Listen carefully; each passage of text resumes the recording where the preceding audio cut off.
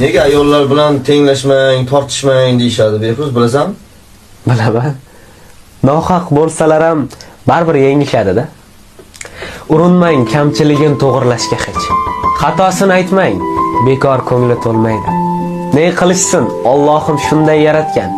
Bilib qo'ying, ayollarda ayib bo'lmaydi.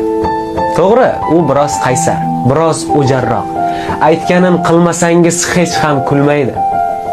Tortishib o'tirmang, yengadi baribir. Bilib qo'ying, ayollarda ayib bo'lmaydi.